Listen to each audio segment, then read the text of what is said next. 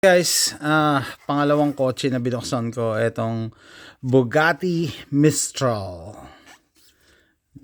Yan, yung pangalan niya, by Maisto. 1:18 din yung size. And I don't know kung anong tawag sa ganitong kulay parang golden brown. Malamang may specific color sila dyan. Tapos top down to. Malamang yung canopy niya nandito sa likod, umaangat yan malamang. Tapos, sa totoong kotse. So, ayan, kita niyo yung mags, yung rim, tapos yung oversize niya na, brake caliper in yellow. So, yun yung theme niya, black and yellow.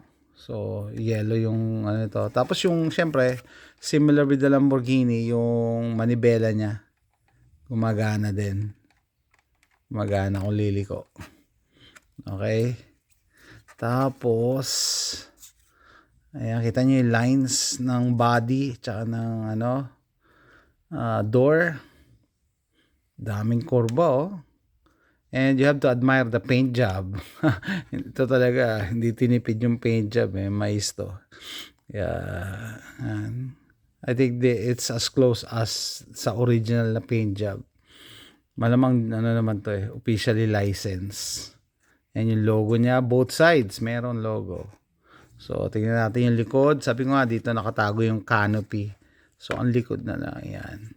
Yung likod niya, one piece yung yung taillight, tapos it spells ayan, yung, para baka makalimutan yung anong pangalan, Bugatti, tapos yan sa baba, Mistral. And mono yung niya, yung muffler, isa lang na malaki. Isa lang na malaki yung muffler niya kasi wala siyang muffler dito sa dalawang side, pang lang yan ng air. Ano masabi niyo sa ganyang klase na or ganyang type ng ng rear tail lights, one piece, tapos may pangalan pa na Bugatti. Talagang proud na proud sila sa brand nila. Yung likod, sabi ko nga, malamang nandito yung canopy ng headrest, nakatago, and sa kabilang side, passenger side, andiyan na naman yung logo, and malamang air intake to, para palamigin to cool down the engine and the brake sa likod. Yan, suspension gumagana. Sa harap, yun ulit, yung yellow na brake caliper. Tapos syempre air intake para palamigin naman yung brake sa harap. Kasi walang engine dito Alam ko, wala. Pero naka-tape siya, hindi ko na siya bubuksan. I want to make it as new as possible after this video. Ibig sabihin, bago pa din. And naka-display talaga yung Bugatti. Yung taillight niya, iba, Lines, 1, 2, 3. 3 lines yung taillight. So, headlight, sorry. Headlight. May air intake na naman siya dito. Papunta yan malamang doon sa likod. Air intake. Tapos, yan siya. Nagtataka ko lang, hindi ko ni-research to before opening, pero kita nyo sa model, walang infotainment system sa loob. So, probably, kung high-tech to, gumagamit siya ng heads-up display sa windshield. Wala siyang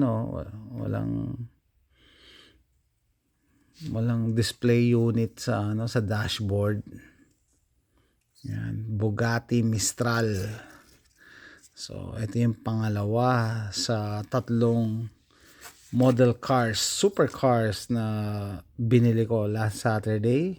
Ayan yung Lamborghini sa tabi niya na Contact in red. So, mas maganda sana kung mas naghanap ako kung meron siyang mas magandang kulay. Ito, pero okay din kasi simple para hindi naman attractive na matingkad. Yung class, usually class pag ganun yung kulay, pag hindi masyadong bright. Mukha namang expensive yung paint job niya. Ayan o, kita niyo yung mga ano.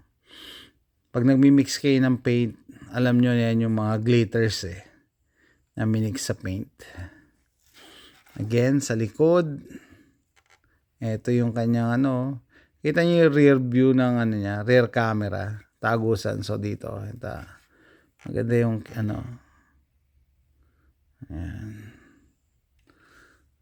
Okay. So, between this and the Lamborghini, to sa una kong video, comment down below, ano mas preferred nyo? Ito kasi, pang mayaman talaga to Bugatti. Mistral.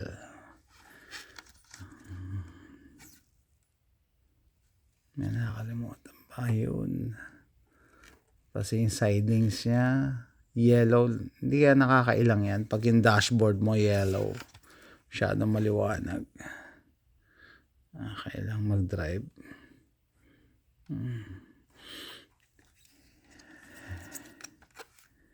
Anyway, comment down below guys. Ano masabi nyo? Bugatti Mistral.